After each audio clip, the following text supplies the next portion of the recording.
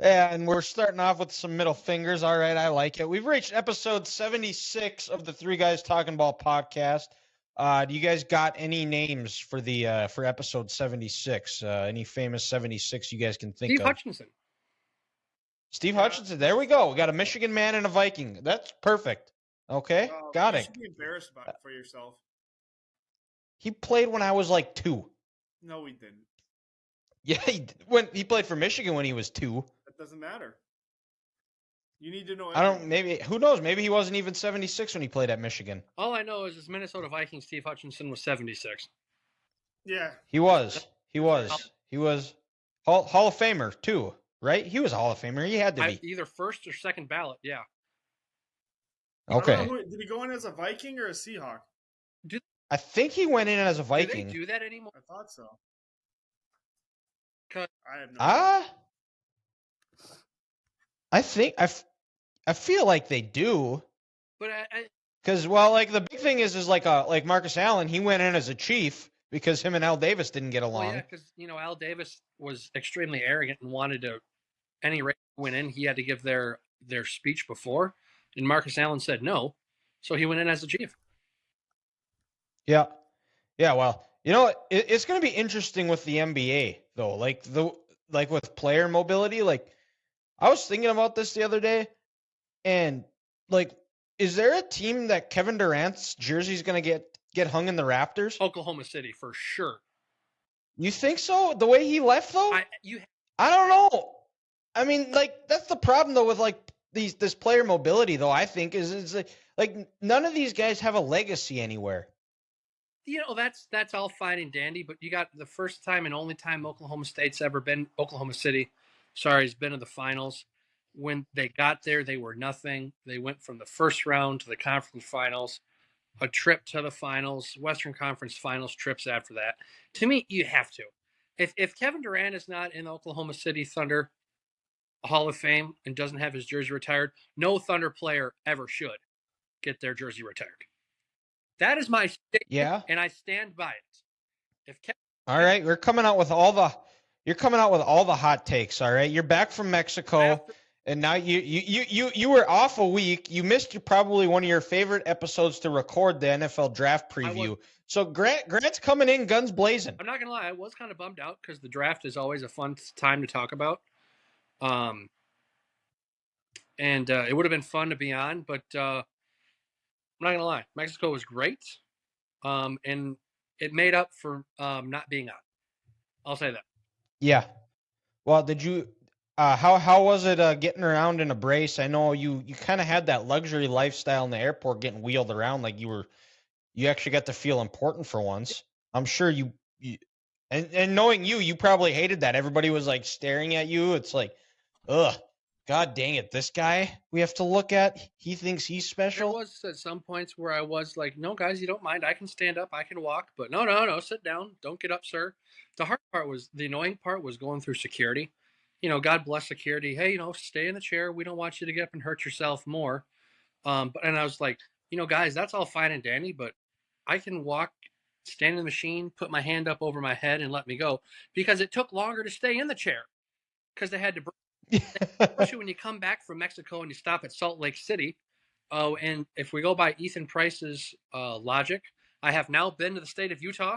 I was in the absolutely 2 hours. Yep, that's all three of us. We've all been in Utah, and it's all been the Salt Lake City airport. But it's a good airport. It's a very good airport. It is. But the problem is you're coming back from a foreign country. You're sitting in a chair.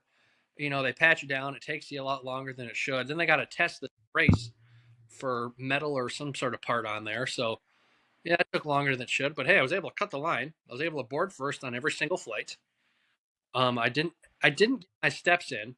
And thank God I had the chair / the mobility golf cart at MSP because our gate was G22, the farthest possible away. I would have taken the damn thing from you and been like, suck it up. Oh, God, that would have been a 20-minute walk, and for me, it would have been a half hour. Oh, more than that.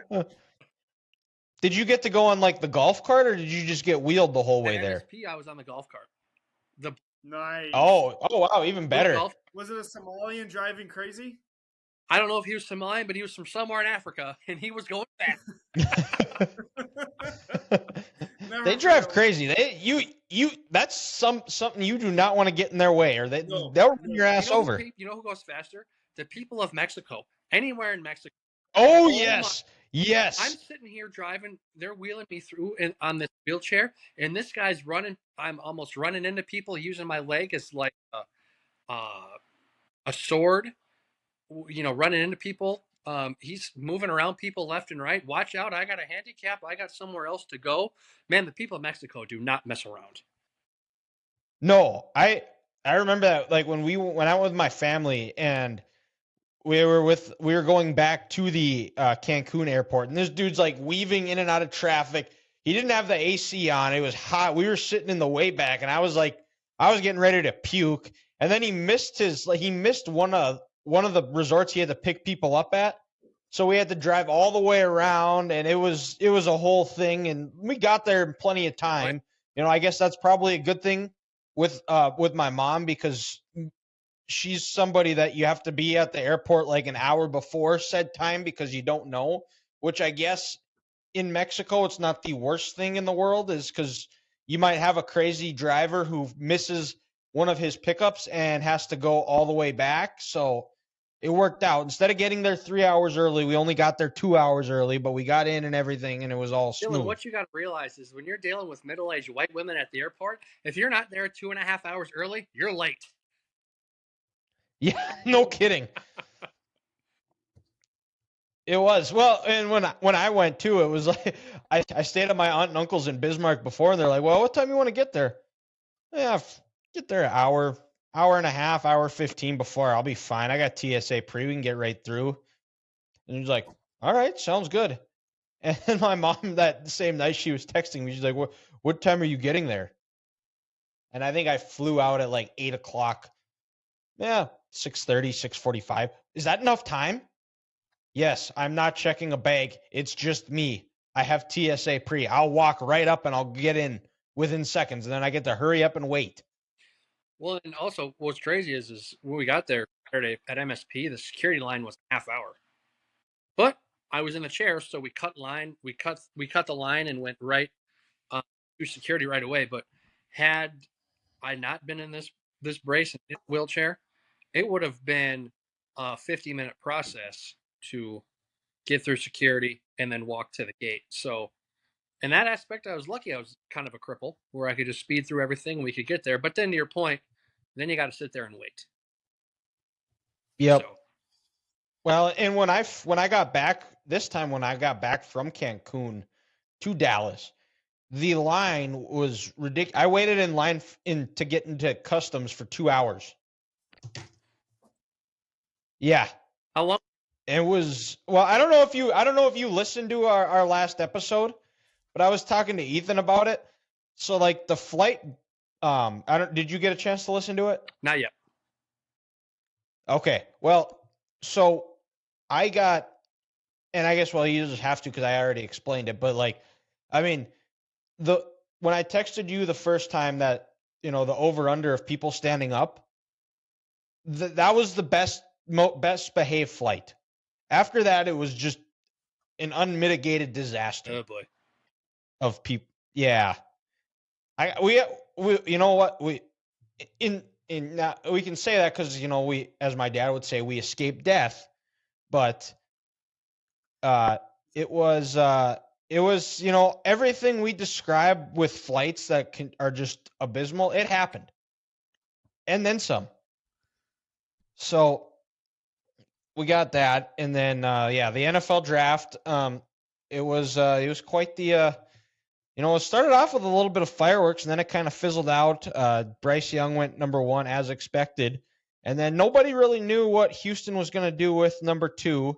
They end up taking C.J. Stroud, and there was some questions if Houston actually liked C.J. Stroud. There was some talk of Levis or Anthony Richardson being taken. Also figured out that C.J. Stroud and Deshaun Watson have the same agent.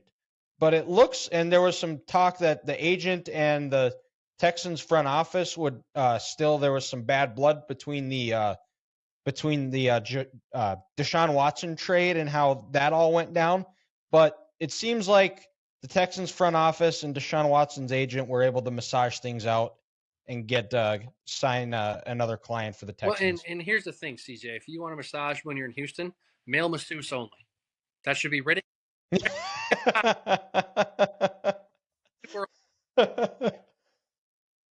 if you're gonna like be an adult, this has nothing to do with Watson anymore. He has nothing to do with this client. Who the fuck cares?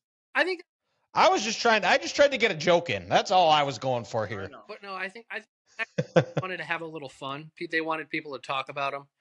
They wanted, in a way, I think they almost wanted to rile CJ up a little bit and get him pissed off. Like, hey, we don't like you. This S2 score, which I'd never heard about until Monday. Nobody did. It's new. They got rid of the Wonderlic. So that's like their new Wonderlic test, I think. Supposedly, Brock Purdy did fantastic on it last year. Yeah, I mean, good for him. I mean, but he did great on it, and he went Mr. Relevant, and he became Mr. Relevant. So yeah, maybe it doesn't matter. Yeah, but overall, what did you guys think of Chiefs Vikings draft? How what would you? Well, I mean, now that the draft's over, every team is in love with their board. They got everybody when they wanted him at the right value. They were the first player ranked on their big board, and they're going 17-0 and winning the Super Bowl. I didn't mind the Vikings draft. I mean, it's weird. I don't know anything about like after the first two picks, but Jordan Addison, stud, probably honestly the most NFL ready receiver in the draft, I'd say. But I didn't know what to expect from the Vikings this year. Like I know I said they were going to trade up a hooker. That obviously was false. That didn't happen. But the corner for USC seems like a higher upside guy. Other than that, I mean, I don't know anything else about the guy who they took. But I would have liked to see him take a quarterback a little earlier. I'm not sure what to think of the BYU guy. He doesn't look super impressive on tape or anything. Ron Johnson was saying he likes him, but I mean, Ron Johnson says a lot of stupid shit, so you never really know. This is just a guy who's maybe a backup in the league, or down the road, people get some game tape on him in the preseason, and Arizona needs a backup quarterback or a practice squad quarterback, and he's just a waiver guy. Yeah. I mean, that's all it seems to me. They say every year a team should draft a quarterback. I mean, for the most part, for the longest time, the Chiefs did every single year. But now they don't have to. But just in case, somebody wants to have one for a 7th round pick, or just, a practice squad guy in case you need him. That's all this is. You can't tell me Jordan Hall. Is that his name, Jordan Hall? You can't tell me Jaron Hall, whatever it is. You can't tell me he's a starter in this league if Kirk leaves after this year or the year after that, whatever it is. Like, they need to figure something out, because you can't go in the next year with JJ on the last year of his contract and Kirk with nothing there, or extending Kirk, because you can't afford that. Well, remember, they picked up JJ's 5th-year option. So he's at 19 million. So technically, they got him through 2024, so they got that safety blanket there, which is nice. Yeah. But even then, I wouldn't want to go on basically a 1-year deal next year. I wouldn't. Well, yeah, because I feel like they're gonna try to get something done before training camp. Would be my guess. His value is only going to go up. Yeah. I mean, if for some reason you wait until after this year, what if the Bengals get something done with Jamar next year, and JJ is a better receiver than Jamar? He's got better numbers than him. He's going to want more money, so his price tag is only going to get higher. Which, and I know we're not talking about the Vikings here now, but that's why Howie Roseman looks like a genius. You got Jalen Hurts on a cheap deal now, compared to what Lamar just got, and then what Burrow's going to get, and what Herbert. I mean, yeah. That's why. But so to your point, just get JJ's deal done. Get JJ's deal done, and honestly, like, what are the 49ers going to do with Lance? Go get Trey. Give up a 3rd round. Yeah, I thought there would be something. There would be some movement there. There has to be some. Because Dom Izzo talked about it on his show, that he said he wasn't going to be surprised if Cook and Zadarius Smith were all gone, and Trey Lance was moved to a different team as well. Yeah, I think Cook and Zadarius are both going to be gone. Well, guys, I think with Trey, I think we need to realize this is, Brock Purdy said 2 weeks ago, I don't know if I'm going to be able to play this year or throw Yet he's got to get that brace off his elbow. So if you're the Niners, I don't think you can just give away Trey because it doesn't work out. What if Brock can't go? You really going to roll into the season with Sam Darnold? There was one report I read yesterday saying they just love Darnold and they think he fit their offense perfectly. Blah blah blah blah blah. I'm like, every fucking team has said that that's had him. Yeah, but I mean, I will say this: if there's one coach in the NFL I believe that who can do that, it's Kyle Shanahan in this offense and that running game. Yeah. But And it's the best team that Darnold's played for too. I mean that has to account for something. Here in a little, I mean, look at who he played for. He played for the Jets and the Panthers, both dysfunctional franchises, and Adam Gase was his head coach. You know, that's tough tough to really. Todd Bowles didn't have a chance because look at how bad that Jets roster was his last year. Oof. Yep. Sorry, I'm done going sideways there. Yeah. Well, it was. It was a interesting draft. I thought we didn't see a whole lot of trades. It felt like that first day, other than when the big one where the Texans moved up to 3 to take Will Anderson. I was happy with the Cowboys draft. They actually went with a big need. They haven't been able to stop the run since I think Leon Lett played for the Cowboys. And they first round they 90s what's when they that? were winning Super Bowls. Yeah, Leon Lett. Yeah. Went and got Mozzie Smith, the D tackle out of Michigan, a run stuffer. If he's able to, he's not going to show up a lot on the stat sheet, but he's going to do a lot of the dirty work. He's going to let guys if he's able to get a pass rush from the inside as well, that's just going to free up guys like Lawrence, Parsons, Fowler, Dorrance Armstrong as well, guys like them to really free up more. And they said that this was the highest ranked D tackle, and that's why they haven't gone D tackle early in the draft. And then in round 2, they took Luke Schoonmaker, the tight end out of Michigan. I think if he stays healthy, I think he'd be pretty good. He feels like a lot like a Jason Witten, just knows how to get open. I personally maybe would have liked to see somebody a little bit more explosive, but a guy that knows how to get open, someone across the middle, that's going to be one of Dak's best friends. And then round 3, they take DeMarvion Overshone, linebacker out of Texas.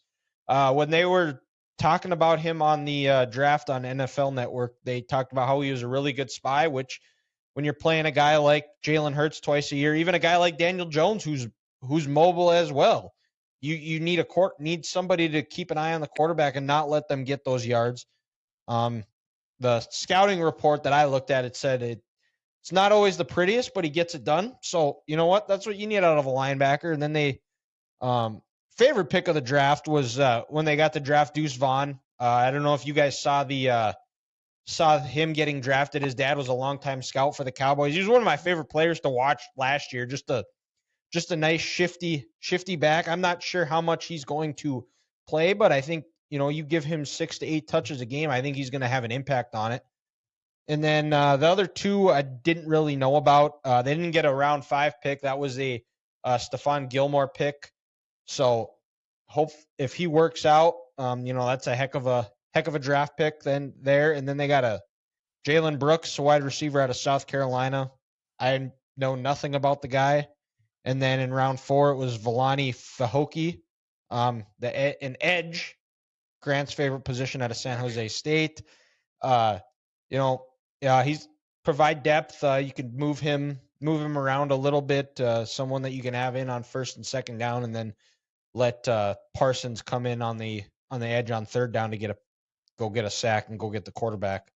But overall, I was happy with the draft. So it's still a couple of things. I'd like to see them pick up a running back. Jerry and I might be on board of picking up Zeke as well if it's a team-friendly deal, because I don't think you can run Pollard 25 times a game. I think you need to find a balance between, I think if Zeke can stay at that 12 to 15 range, Pollard 10 rushes, 5 catches out of the backfield, and then Deuce Vaughn coming to spell him out as well. I think that's a good solid. And then, the tight end, if Luke Schoonmaker was able to work out. I really like the way this offense goes and this defense. I think they're ready to compete. And they were last year. And the smartest man in the sports business, Skip Bayless, said the Cowboys have a better roster than the Eagles, and he's never been wrong before. So I'm going to trust him. So we're moving on. Yeah. Grant, how about those Chiefs? I liked it. Like Louis Riddick said, when I was watching on the plane, every single pick this team has is a luxury pick. When you look at the quarterback, the tight end, the young running back they found in the 7th round, the young secondary, the playmakers at linebacker, Chris Jones, George Karlaftis.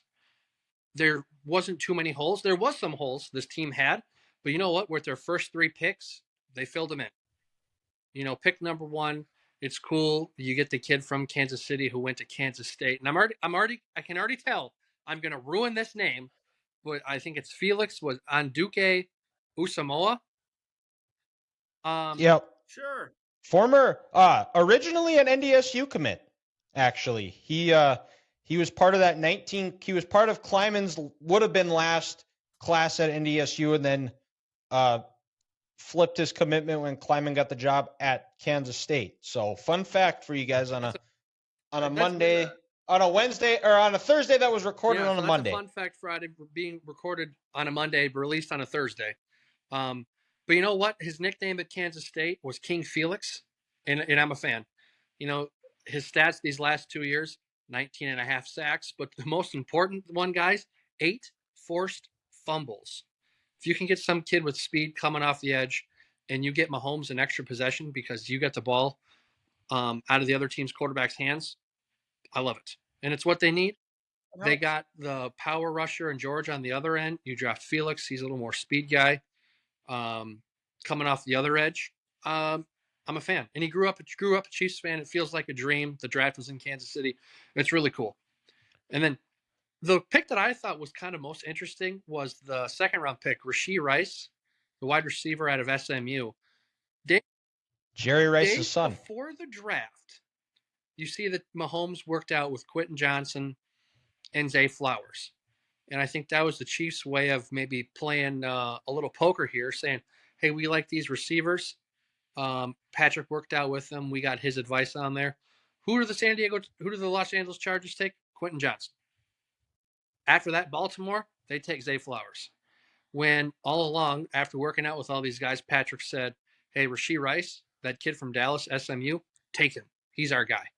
So they went in a day 2, and they got the guy Patrick said they get. He averaged 112 yards a game last year at SMU, number 1 in the FBS. And Daniel Jeremiah said he's got the same body who can kind of replace Juju Smith-Schuster, a big possession guy, going to get you a lot of catches. And I thought they were going to go speed, guys, but to be honest, I think they think Justin Ross can be healthy because they got him last year, on the rookie free agent deal. He broke his foot, wasn't able to play. Sounds like he's been balling out this year when they've been working out. He's learning the route. My fantasy team loves the sound Justin Ross, it's over. Yeah, he's a good dude. He was their best. He was the best receiver at Clemson. Easy. When he was healthy. Broken his neck, guys, he would have been the first round receiver last year. The fact we're talking about a guy playing in the NFL that broke his neck is kind of fucked up in the first place. So if he can do it, that's pretty impressive. So you hope he can come back from the broken neck and the broken foot he had last year. But I think the Chiefs think they got something Justin Ross with their speedster there. And then their 3rd round pick, we're seeing a pipeline here. The Kansas City Chiefs and Oklahoma Sooners offensive lineman, Wanda Morris, their right tackle. He played with Creed Humphrey. I don't think he played with Orlando Brown. You even saw rumors that the Chiefs wanted, was it Anton Harrison, the young man? The guy that Jacksonville took, There's reports that the Chiefs tried to trade up with Dallas, a pick above Jacksonville, to get Harrison, and had Cam Robinson not been suspended for PEDs, maybe he would have been there for the Chiefs. But we're seeing. Yeah, well, that's why that was like kind of a late rumblings is that Jacksonville was going to take a lineman because there was that talk of Cam Robinson being suspended. And Taylor to Kansas City in the offseason, too. So you're down your 2 starting tackles, but we're seeing a pipeline. Oklahoma, University of Oklahoma offensive lineman to the Kansas City Chiefs. Creed Humphrey, Orlando Brown Jr. A lot of Oklahoma linemen work out in the NFL. They got one of the best offensive line coaches in college football. I'm a fan for it. The Chiefs coach, he'll get his hands on him and get him right. And then, now as we kind of go down the rest of their picks, they're, like I said, they're just kind of luxury picks. Is it Chamani Connor, a cornerback safety type from Virginia Tech? Just another guy Spags can plug and play and move around with. Position versatility, a thing he loves, but with the young secondary they have, getting Mike Edwards in the offseason, I don't know if he's going to find the field, if he'd be a special teamer this year, if they think L'Jarius Sneed's going to go after this year because you got to re-sign Chris Jones, so maybe bring him in a year. He learns the system. He's a pro. I don't know how it is. But they traded up for a lot of their picks too, so it shows that they wanted these guys and they went out and they got them. And then B.J. Thompson, the D end out of Stephen F. Austin, he's 6'6", he's 235 pounds, and I think he's got like a 77-inch wingspan. Another fat off the edge. He's raw, but you know what? It's someone the Chiefs, they're saying we got to play Herbert twice. We got to play Jimmy G, Russell Wilson, Herbert. I already said Herbert, Burrow, Allen, Trevor Lawrence. You can't have enough fast, long. Kirk Cousins. We got to play Kirk Cousins this year. Got to go to U.S. Bank Stadium. Vikes might put up 28 points in that game. I wouldn't be surprised if they put up 30. You can't have enough long, athletic defensive ends coming off the edge, especially with this quarterback you have. You're going to be playing with a lead. And then my favorite pick of the day, just because of this young man's nickname, is it Keandre Coburn, nose tackle from Texas? They call him Snacks. If there's one position, can't go wrong with a guy nicknamed Snacks. Plays at the University of Texas. Are you kidding me? That's fantastic. I think he's like 330 pounds. If you look at it, the Chiefs could use a nose tackle, someone big next to Chris Jones to plug up the middle for Nick Bolton, Willie Gay, Leo Chanel, and Drew Tranquil. One of the best linebacking cores in the NFL this team slowly has. So if you can get some, he's a sixth rounder, so he's got to prove that he can make the team. But, if you get a big run stuffer in the middle, that only helps this team. And so, like I said, I'm a fan of this draft. They filled out their needs, and then they kind of added some luxury picks to get going. So, we're ready. We're ready for football. Yes, we are. I think that was a theme though that you saw throughout the draft. Is I think a lot of teams realize that if they want to compete with the Chiefs, the Eagles of the NFL, is you have to do it with the trenches. You see where you saw a lot. This is a draft I saw more defensive tackles drafted than I can remember of any draft, along with edge guys and offensive linemen. I think you're seeing that. I think we're kind of seeing a shift back to kind of more of the traditional way of winning in the NFL, because at the end of the day, that's still the teams that in the playoffs, the teams that run the ball the best and stop the run and are able to get after the quarterback. They're the ones that win the Super Bowls. I look at Cincinnati, a team that very well could have been playing in the Super Bowl last year. They lose. I think they lost Eli Apple, Von Bell, and Jesse Bates this offseason. With their first round pick, they could have taken Brian Branch. They could have taken Joey Porter Jr. They could have taken one of the safeties on the board. Nope. Who'd they go with? They went with Miles Murphy. Even though you already have Joseph Asai, Sam Hubbard, Trey Hendrickson, you can't have enough guys coming off the edge, rushing the passer and keeping those fresh bodies, always having new tires on the race car. That's how you have to win. And, this year, Mahomes in that AFC title game in the Chiefs offense, sure, they were down their three best receivers, but you know what? Their offensive line stayed healthy, and for the most part, they kept quarterback up. Osai got around a little bit. He got around Orlando Brown Jr. a few times, but for the most part, Patrick, on a bum ankle, was protected well. So you just need to keep coming with these guys after these quarterbacks. And, I think teams are finally realizing that, I could have the Legion of Boom, but if this quarterback's got 4 or 5 seconds behind me, he's going to eat me alive. Yep. And the Bengals are a team that, you look back at their drafts the past few years, they've drafted tremendously well. And especially on the defensive side of the ball, they have a really good D coordinator who understands his roster and puts those guys in spots to be successful, and it showed.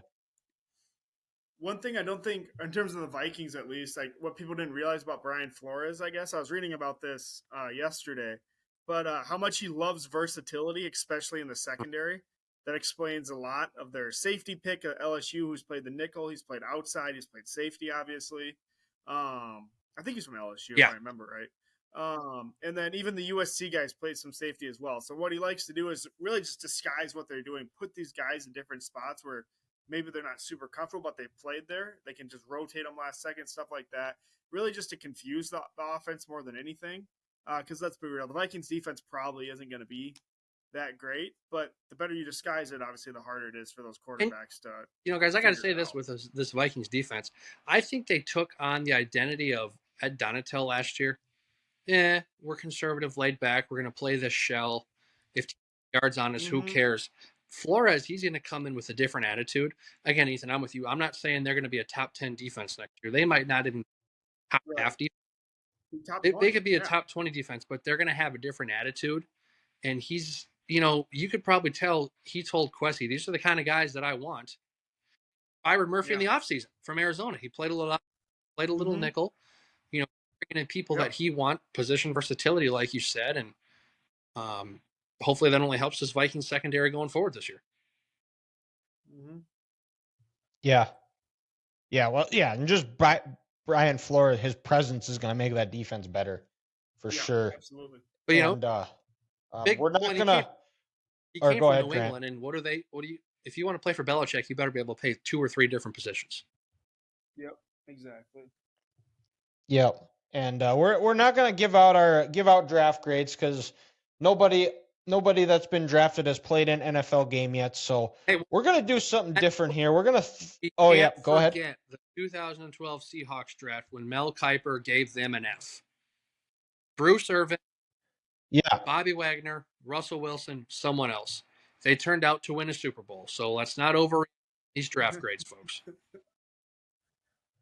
Yep. Well, that and then the 16 draft where the Niners drafted Reuben Foster and Solomon Thomas. They got an A on draft night. Neither of them are in the league anymore. Well, Solomon Thomas might played for the Raiders last year.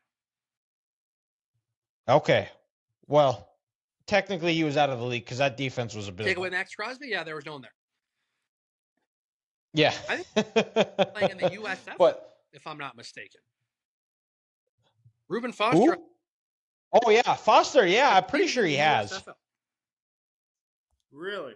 Yeah, well, he's had some stuff go on in his career. He assaults women. Yeah. Well, I don't even know if that's true because then it was they got into a fight and then she recanted it and said that I only did it because I was mad at him. Oh, I didn't hear that. So who knows? We'll never know. But we're gonna, and you don't see enough people do this. So we decided we're gonna go back in time. We're gonna go back to the 2018 draft, and we're gonna give our top 5 grades of the draft and our bottom 2, each of our 2 bottom drafts that and I have it all written out here with and this is the 2018 draft. It was rated by this was given by Chad Reuter, and this is the day after the draft end. This was his draft grade, and then I found a PFF article that graded all the drafts 5 years back. And so we'll compare and see how things turned out. So I suppose let's start with the best. And for me, my top draft, and I guess I shouldn't say top, but start at 5 and work your way down. We don't start at the top. Okay, well, I don't really have it in order per se. I just have the top 5 teams. So I have the teams I have are Bills, Ravens, Bengals, 49ers, and Eagles. And according to Chad Reuter, the Bills draft was a B+, the Ravens was an A-, the Bengals was a B+, the 49ers was a B, and the Eagles was an A. But so we'll start with the Bills, and that draft they got their franchise quarterback. They drafted Josh Allen. They had 2 first-round picks in that draft. The other one was Tremaine Edmonds, and one of the staples of that defense. And those are 2 picks that have been the big reasons for the Bills turnaround going into that year. There weren't very high expectations, and those 2 came in and they took the city of Buffalo by storm. And now they are a perennial power in the AFC. They also drafted a D lineman in the 3rd round, Harrison Phillips out of Stanford. And then they got now Viking. They got Wyatt Teller, who he didn't have a great career in Buffalo per se, but he's been a solid lineman for the Browns. And then they also drafted Ray McLeod. The big reason why I have them as one of the best drafts is they got a franchise quarterback, and not many teams have that. So the Bills get an A+. And then I have the Ravens, also another team that got their franchise quarterback. They drafted Lamar Jackson with the last pick in the 1st round. And then they also in the 1st round they drafted Hayden Hurst, tight end. He's not with them anymore, but solid player. He was really good for him when he played. He's been a good target for Joe Burrow as well. In 3rd round, also not with the Ravens, but been a good player. He's gotten paid twice. He's a Super Bowl champion. Orlando Brown out of Oklahoma. And then they drafted Mark Andrews, who is also still there. And that's a solid draft. Also, a guy who just got paid. They got a franchise quarterback. Also why I have him there. And then in the my other next one is the Bengals. Their biggest miss was their 1st round pick. They drafted Billy Price, the center out of Ohio State. I'm not sure if he's in the league anymore. He's a free agent. I looked it up. Is he? Okay.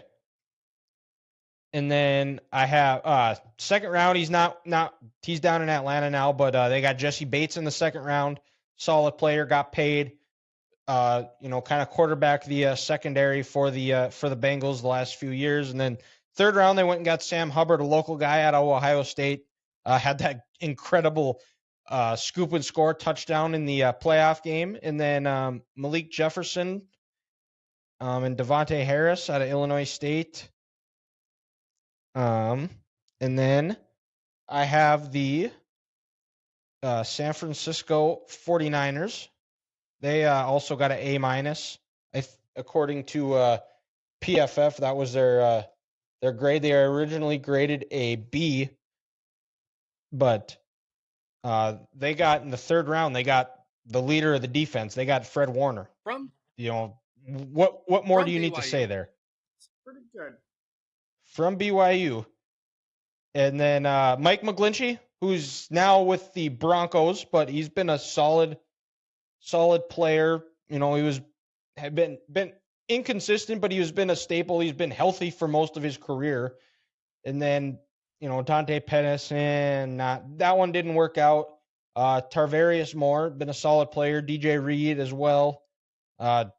Solid player, but the prize of that draft is you get the captain of your defense, Fred Warner. Didn't trade away and then Jimmy G that year too. Yes, yeah. I think it was a 2nd round pick. Okay. Or no, maybe it wasn't a 2nd round. I don't remember, but yeah, that's also they got Jimmy G out of the draft, and then of course my nemesis, a team that just does not miss. Something needs to be done to Howie Roseman. He needs to not be in the NFL. He needs to be out of the front office, or if he wants to go somewhere, he can go. Just not with the Eagles. Eagles, they didn't have a 1st round pick that year because they drafted Carson Wentz, who, had he stayed healthy, who knows? There's no telling the career he would have had. He was having he was the MVP of the league before he tore his ACL that year. And then their first pick in the draft was Dallas Goedert out of South Dakota State. Boo.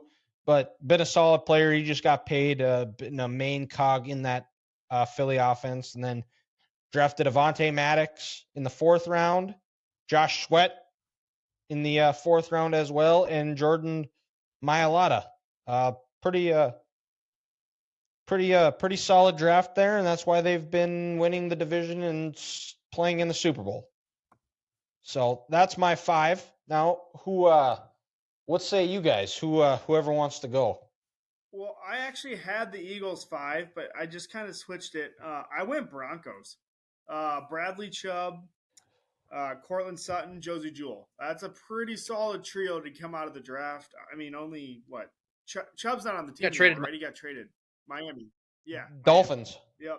Yep. Cortland Sutton, if he could ever just stay healthy, he'd be a top 15, top 10 receiver in the NFL. And then Josie, he's just a good, solid defender. Like, he's not like an elite guy. He's not going to ever probably be in a Pro Bowl or anything like that, but he just gets the shit done, the outlaw. We saw plenty of him down at Iowa. Number 4, the Browns. They had a really good draft, but then they fucked it up because they're the Browns. Baker Mayfield, I mean, he's been okay. I mean, he hasn't been god awful. He's not the worst quarterback in the draft. Not the worst number 1 quarterback ever drafted. So I'll give him credit there. Denzel Ward, stud. Like, he's a beast. Absolute a hit. Nick Chubb, hit. Beast. And then Austin Corbett. Doesn't play for the Browns anymore. Won a Super Bowl with the Rams as their starting offensive lineman. So pretty solid foursome right there. Next one, the Colts. They only hit 2 guys, but not every day you hit 2 elite prospects like they did in the same draft. Quentin Nelson, Darius Leonard. Like 2 absolute man-childs on the football field. When your nickname is the Maniac on the football you're pretty good. Yeah, you're pretty. And they also got Naheem Hines out of that, who was, I mean, he's no slouch. He's still in the league. He's a solid player. I mean, he's not a Pro Bowler, but I mean, he's a good player. That moment in Buffalo this year where he took the 2 kickoffs back, right? Was that him? Yep. When after he got traded, after the deadline, that leads right into my next team. Number 2, I got the Bills. Obviously, everyone Dylan said, but then you also forgot Taron Johnson, starting nickel. Out of that draft too. So I mean, that's like 6 impact players in one draft. Like, that's insane. And then the last one, I went Ravens top. You have 3 All Pros right there, and even Hayden Hurst ain't a slouch either. He's a solid player. Like, to get that good of value and just throughout the whole draft, it wasn't like they were all like top 2-3 round picks. That's a haul. Yeah, and it's kind of funny, guys. You'll see myself and Ethan have a lot of the similar teams, but on the bottom at number 5, I got a different team, the one we haven't named yet. I'm going to go with the Tampa Bay Buccaneers. When you look at, you got Vita Vea in the middle. I mean, those 2 years when Tom was down there in Tampa, when that defense was just hellacious, and even in 2019 when Todd Bowles got there right away, just the absolute force that he is in the middle. Something about those American Samoa men, they're just stronger than shit. They're bulls, and they mess people up. And then you have a nice back. He's in his 3rd team in 3 years, but Ronald Jones, Carlton Davis, Jordan Whitehead, and then Justin Watson. With that for the Tampa Bay Buccaneers. Alex Kappa as well. And then with Ethan here again, Philadelphia. And Dylan here, Dallas Goedert, going to be a Pro Bowler. Josh Sweat, 10 sacks last year. Avonte Maddox, Jordan Mailata. They only had 5 picks that year, 6 picks, but 5 of them have hit. And to do that after you come off of a Super Bowl win the year before shows that your scouting department was not caught up in the parade and being world champs. They did their job, they did their research, and they built a hell of a team. And a lot of those players were on this team this year that went to the Super Bowl. And again here I'm with Ethan, the Indianapolis Colts. What can I say? Quentin Nelson, going to be a Hall of Famer.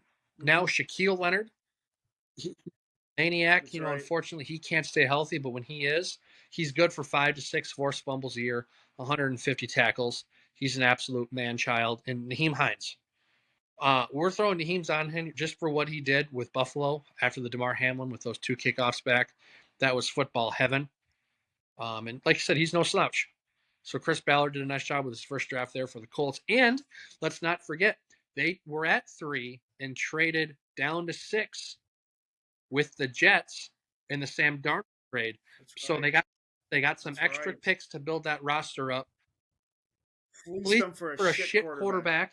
And, 18, 19, 20, had the Colts had Andrew Luck. In 18, they were a playoff team with Luck. 19, Jacoby Brissett. And 20 with Philip Rivers, they were 11-5. That draft helped the Colts win a bunch of football games. They could never get a playoff dub. Number 2, the Buffalo. No, they got one in Yeah, 18. right, They beat the That's right. Texans. They beat the Texans. I apologize for the people in Indianapolis. Number 2, the Buffalo Bills. Like you guys said, Josh Allen. Anytime you get a bona fide franchise quarterback, you're doing something right. And a lot of these players that you guys mentioned, damn good players, good pros, but they're on new teams. Tremaine Edmonds now in Chicago, Phillips in Minnesota, and then Ray McLeod there in San Francisco. So the Bills organization, they did a nice job drafting these good pros, but also it shows how good of a job they did by building their team where they could let these guys walk. But while they were in Buffalo, they helped to win a bunch of games. And then that helped Buffalo get to the playoffs in 19, AFC Championship in 20, and then losing the divisional round these last 2 years. But again, the number 1 team is the Baltimore Ravens. I mean, like you guys said, only unanimous MVP in the league, Lamar Jackson, Orlando Brown Jr., Hayden Andrews, and then also a name you guys haven't mentioned yet, Bradley Bozeman was also taken by the Ravens that year. I believe he's now in Denver or Carolina. Interior offensive lineman for the Broncos or Carolina, drafted by Baltimore that year as well. The Ravens, Ozzie Newsome did a fantastic job. So Baltimore was the number 1 class that year. And that was his last draft as well. There you go. He went out in style. Taking 2 tight ends. Yep. If that's not Ozzie Newsome, I don't know what is. Of course he did. Yeah. That's right. And I suppose then let's I guess we could discuss, what did you guys think of your team's draft that year? Dallas, they got an A-, and I don't know how much I agree with this guy, the PFF grades, because this draft for Dallas, they got a lot of good players. Their first pick was Leighton Vander Esch. If he could stay healthy, that's probably why it's only a B. They got Connor Williams out of Texas. He's not with the team anymore, but he was a solid player for him for the 4 years that they had him. And then they got Michael Gallup, who just got paid. I think you're going to see a big jump for him, see his production go up a little bit more coming off an off season where he's able to not be stuck in rehab off the ACL. And then they got Dorrance Armstrong out of Kansas. He's edge rusher, also been a solid player for them. Behind DeMarcus Lawrence and Micah Parsons. And then also in the 4th round, they got Dalton Schultz, who, his career in Dallas did not end the greatest, but he was a solid tight end for them for the 4 years. And then another one of my favorite players of the draft, and I wish Dallas would have been able to keep him a couple of years ago, but he played himself out of Dallas and made himself his money. So congrats to him. Is Cedric Wilson, a receiver out of Boise State. He was a really good receiver for them in 2021 when they had he was a really good number 3 receiver when they won the division in 21. So I'd probably give it more of a B+ or, an A- like it was graded, but I think the Vander Esch's health really knocked it down. Dallas was like on the cusp for me. I wrote down about 8 teams that I really liked. And Dallas just didn't quite make my top 5, but they were there with that class. Yeah, I had 7. Mm-hmm.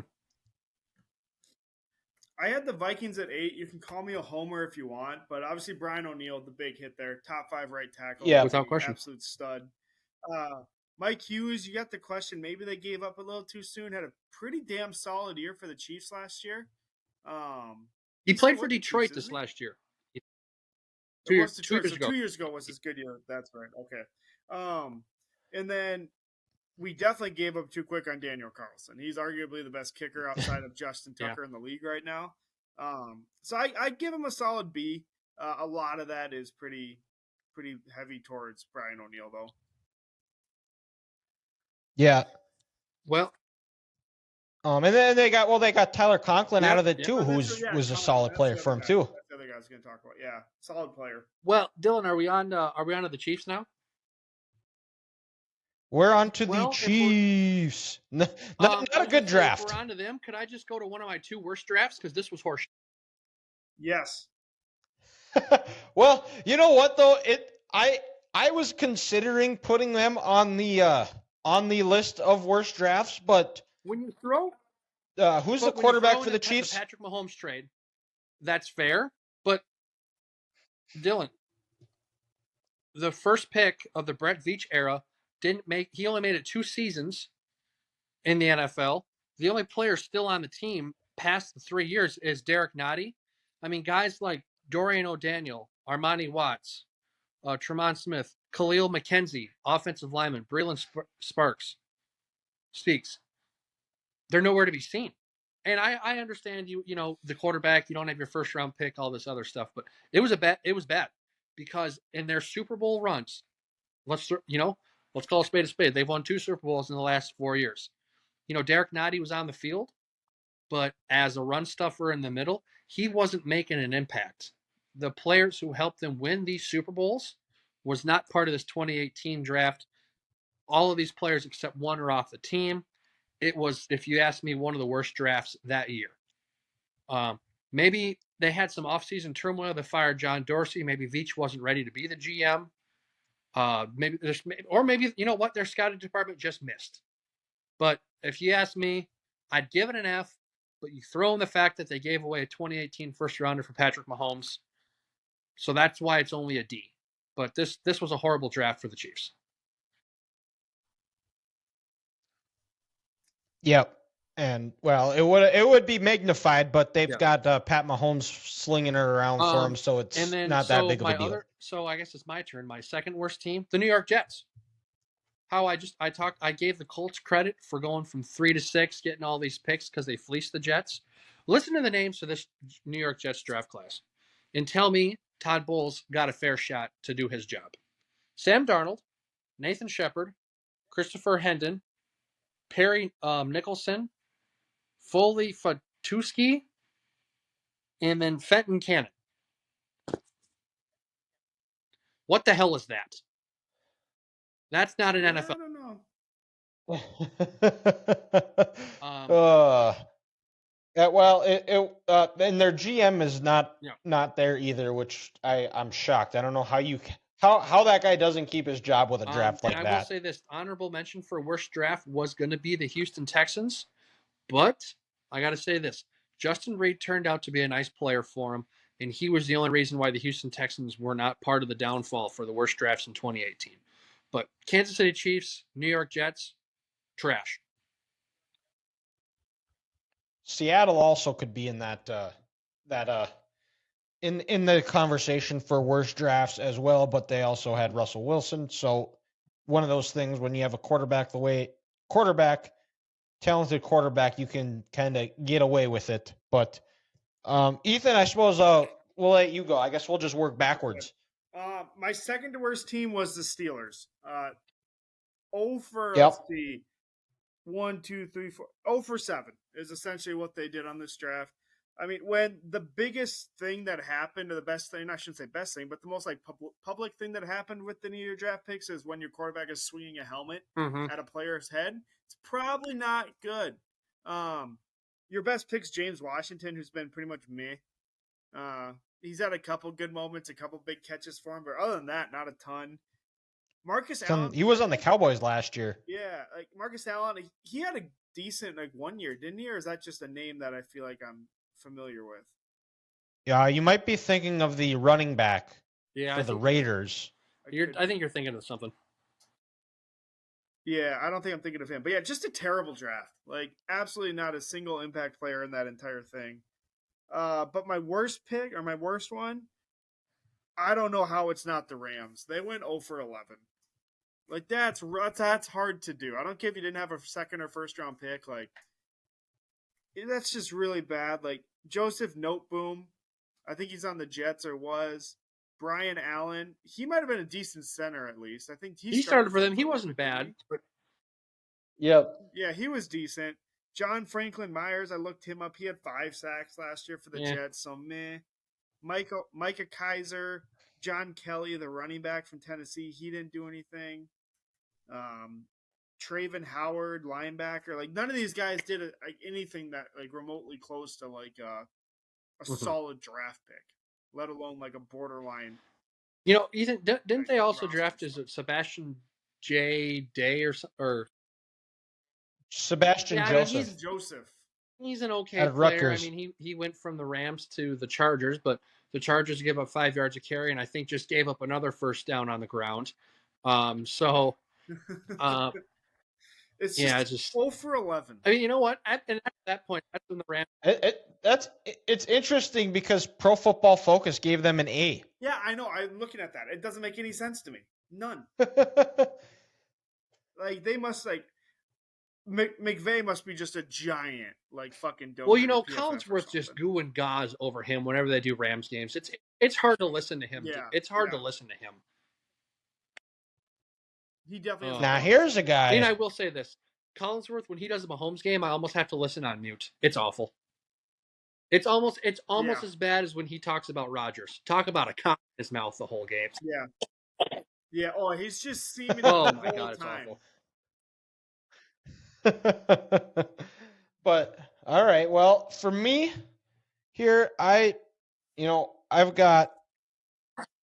have the and this is when it really,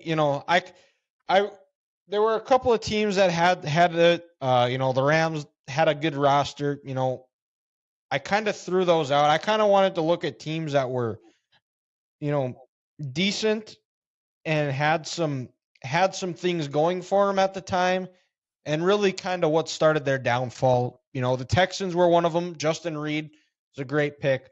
For me, the two I have the Jacksonville Jaguars. DJ Shark was the only decent pick. Yep. And this was them coming off an AFC championship appearance. So they were picking 29. Mm-hmm. They their first round pick was Taven Bryan. Was he a defensive lineman again? And D tackle. Yep. And now he just got signed by the Browns. Ronnie Harrison out of Alabama. Will Richardson. Quarterback Tanner Lee out of Nebraska. Leon Jacobs out of Wisconsin. And then to top it off, they took a kicker, Logan Cook out of Mississippi State. And then the other one is the Arizona Cardinals. Traded up to get Josh Rosen, who I don't think is in the league anymore. If he is, he's on a practice squad. He's played for not important. Yeah.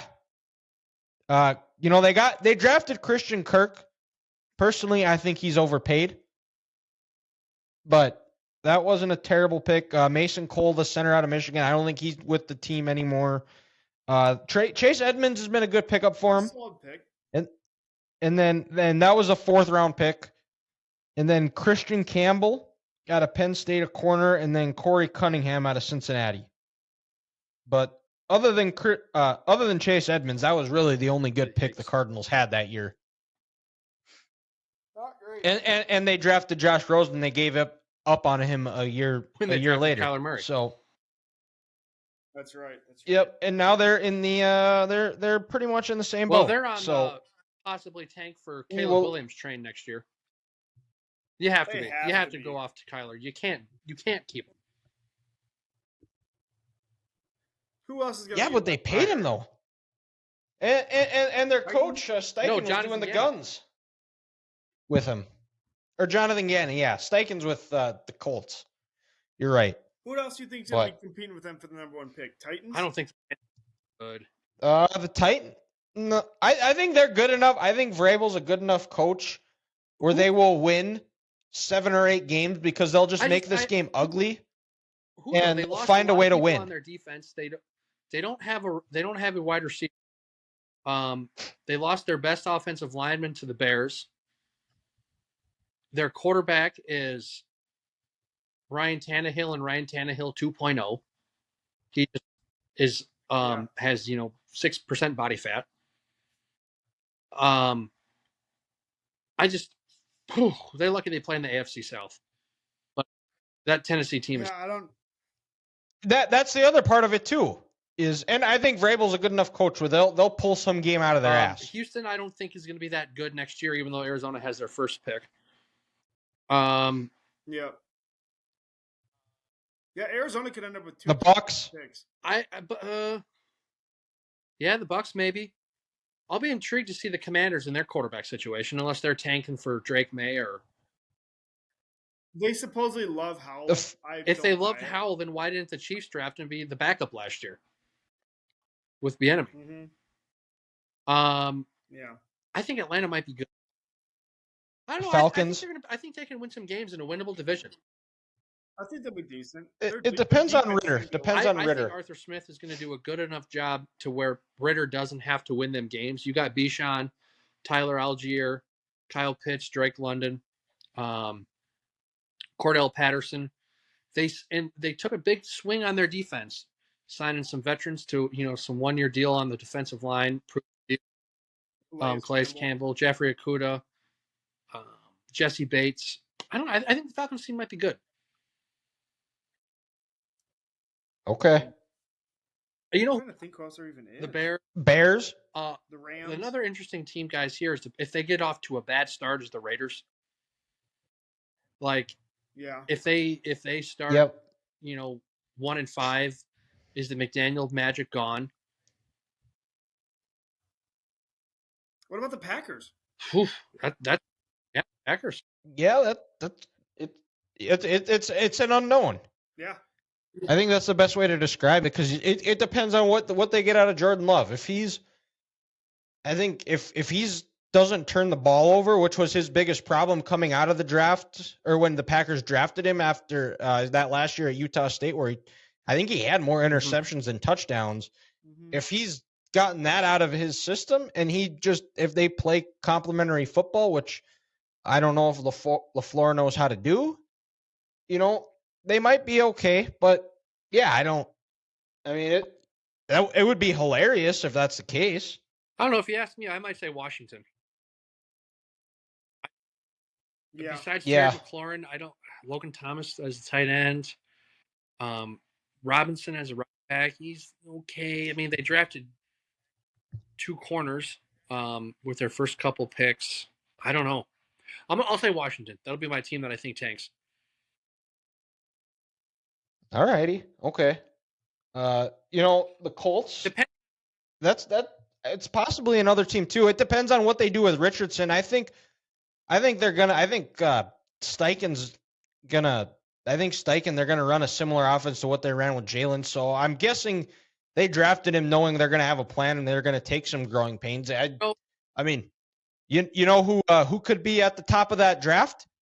A very familiar name in the Indianapolis area. Well, yeah. I don't think that would be too bad for the Colts. They take Anthony, but then they go 4 defensive backs, and they only take 1 wide receiver, and they still have Michael Pittman Jr. I think Paris Campbell's gone. The guy they drafted from UNC, is it Josh Downs?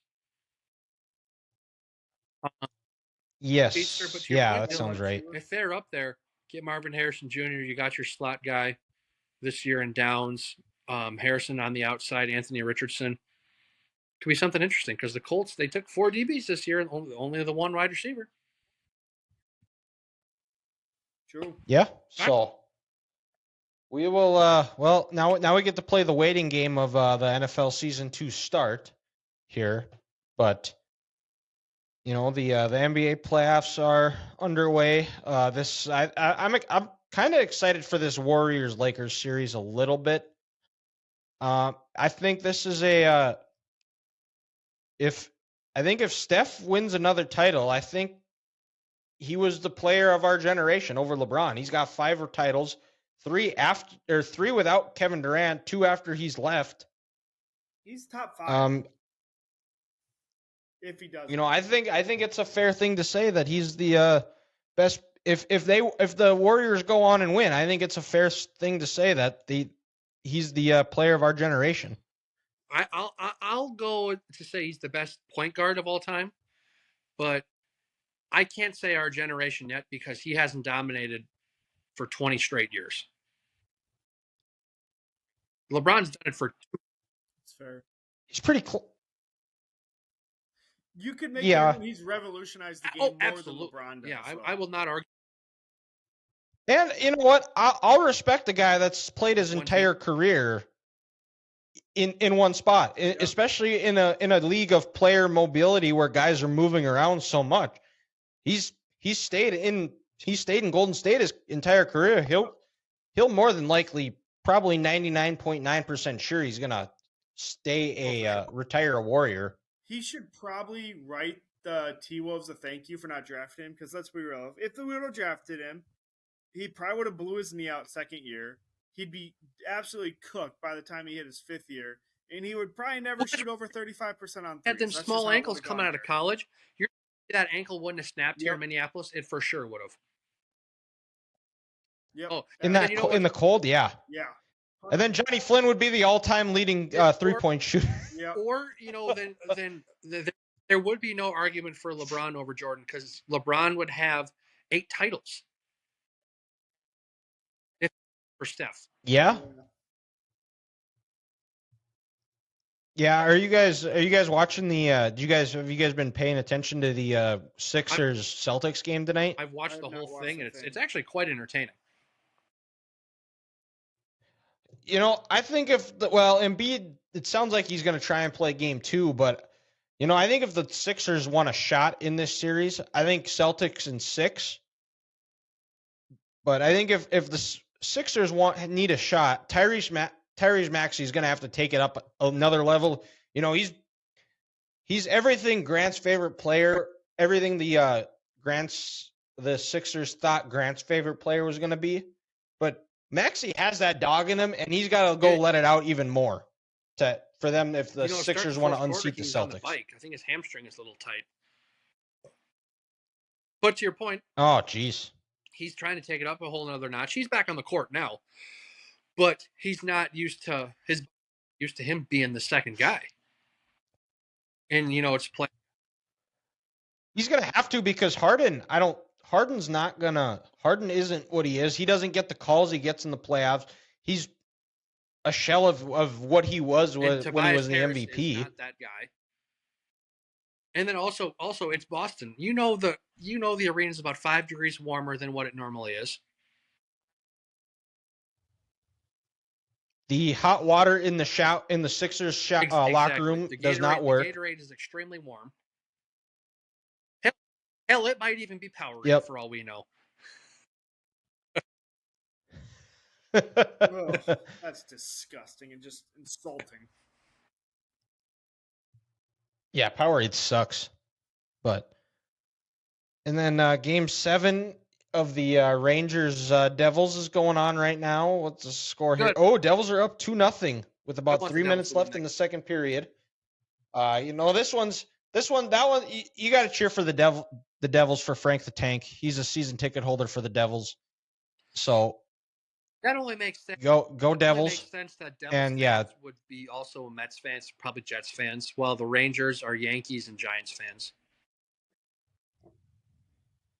Yep. Well, and the big news with Frank is he actually, the Nets have caused him so much distress, and since Frank's a Jersey guy, that's why he was a Nets fan. He's retired from. He's given up on the Nets after all the Kyrie, Durant, James Harden fiasco. He just switched his allegiance to the Knicks, which both cursed teams, but. I'm not gonna lie, Madison Square Garden looks electric for those games. Would be when New York is on for basketball. I don't think there's anything this country's ever seen in terms of passion and how devoted these fans are. Like Boston's been putting on a show for the last 20 years because that's probably the best sports city. Philadelphia fans are crazy. Yeah, but New York, when basketball is good, I could only imagine how good that is and how fun it would be. And we've never seen the Knicks good in our life, so it would be sweet to see them go on a run to make the conference finals or sneak in. You know, with the Bucks out, you know, there's a good chance they're going to need Julius Randle to come back. But if you're a Knicks fan, you got to feel confident with or like where they're at. I think they beat Miami even without Randall. I think it'll be tough. He's so good defensively, where he plugs up lanes where Jimmy buckets, or they're not able to drive and dish, kick it out to the 3-point shooters. Jalen Brunson scoring, because Jimmy, Butler's going to get you 25, Yeah. and then out of nowhere, Bam could do it. Strus, Kevin Love. Yeah. Kevin Love, that's a reemergence for him. This playoffs. Dude, I tell you what, that Florida sun will do something for you, and maybe a little something going down in Miami, if you know what I'm saying, boys. But yeah, that's the well, I guess we're not done quite yet. We got Curveball of the Week to wrap up, which I have today.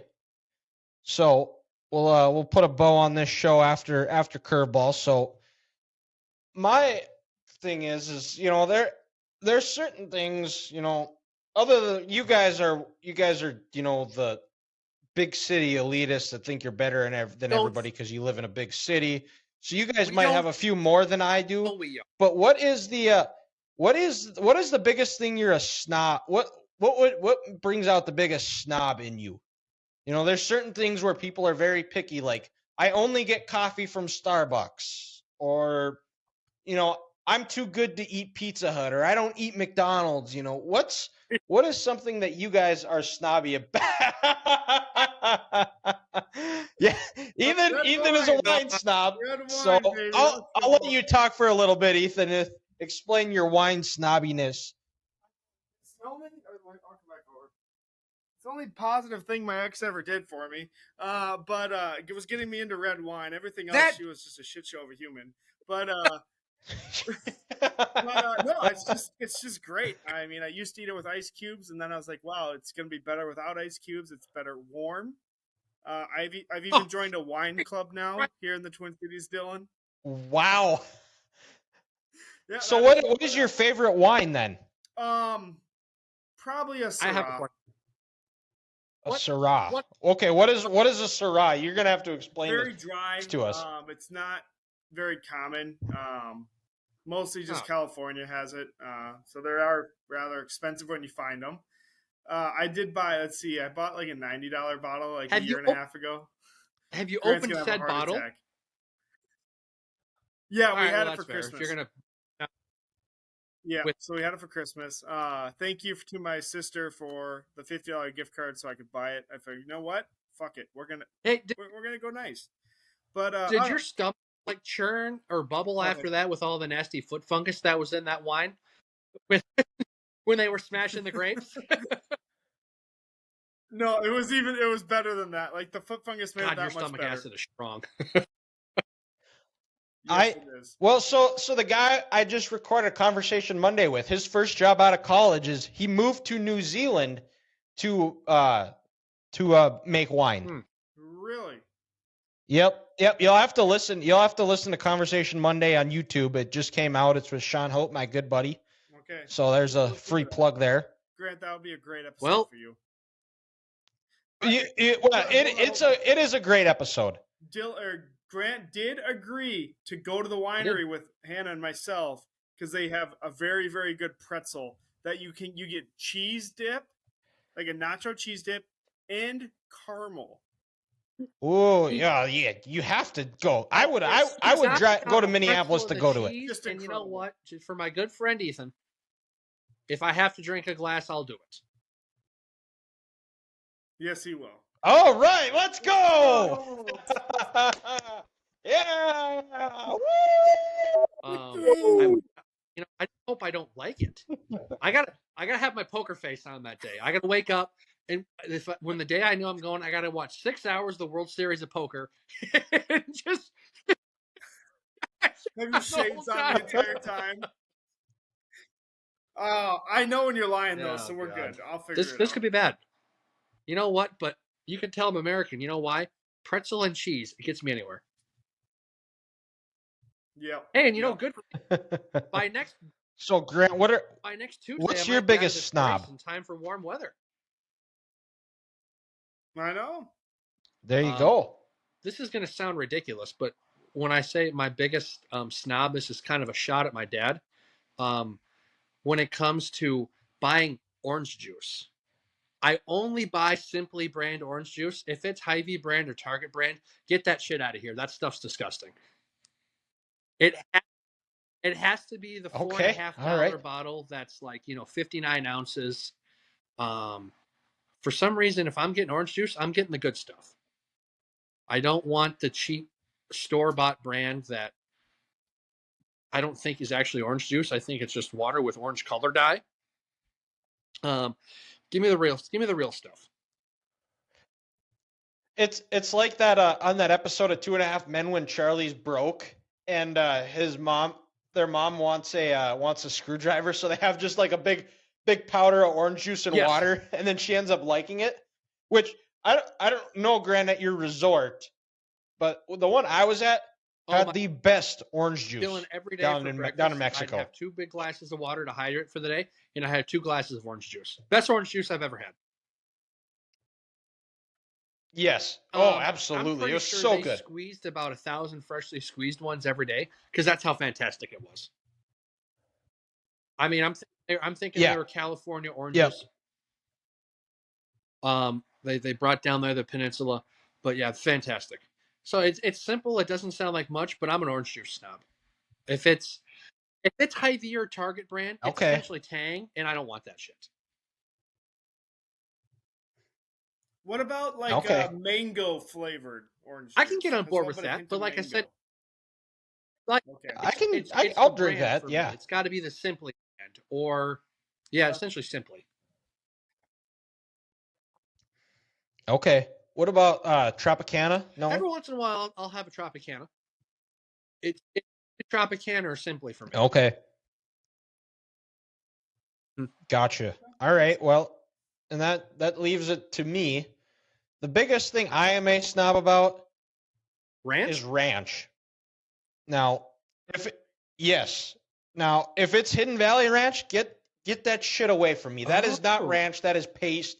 It is thick, gross, disgusting, terrible. Should not be allowed to even be in stores. It is. Yes, it's Elmer's glue with some.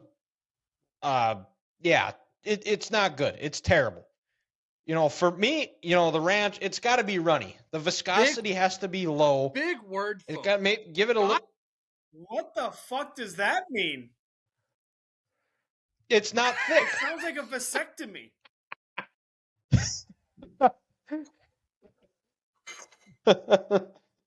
Well, if you like Hidden Valley Ranch, you were born with a vasectomy.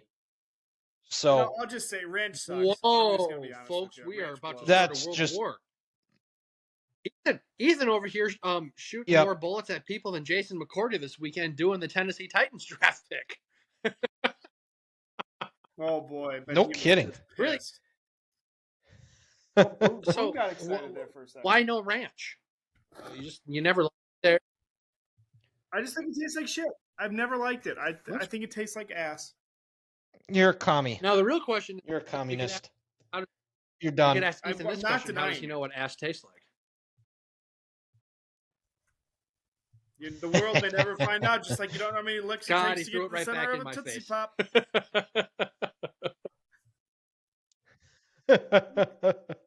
But yeah, the best ranches, it's runny.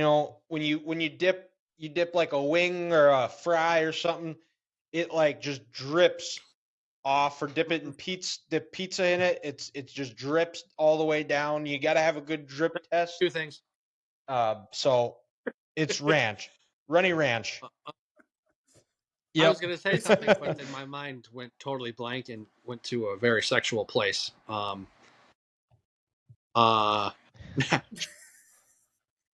This is an open forum. You can say whatever you feel. Oh yeah. So speaking of ranch, so Dylan, I'm not a big when it comes to salad. Do you like ranch dressing on your salad, or is it just on the dip? Okay, because I No, don't. I like ranch on my salad. Okay. I don't eat a lot of salad as it is. And when I was working in the oil field and I wasn't able to really go home for lunch, I would always bring salads and I would just eat it dry. I wouldn't have any dressing on it because I didn't have anything I could put it in to have it cold. And you called me a communist. It's called a Yeah, dude, lunchbox. you buy the individual pack of like Yeah, ranch or French dressing? I could have, but I didn't. I was on a health kick. No, it was super greens, tomatoes, peppers, cucumbers, and then I would also bring strawberries and blueberries and Okay, Greek all right. Well, yogurt. the Greek yogurt. That was my there's your- lunch. I was gonna It sounds before better, you but even but then, that's still before you threw in that borderline Greek fucked yogurt, up. I was like, "Where's your protein? You're having all these greens, but the Greek yogurt, you get a pass for that." Yeah, well, and I would make a protein shake for breakfast, and I didn't have a way to keep, like, if I wanted to bring like chicken or steak or something, I didn't have anything to heat it up with.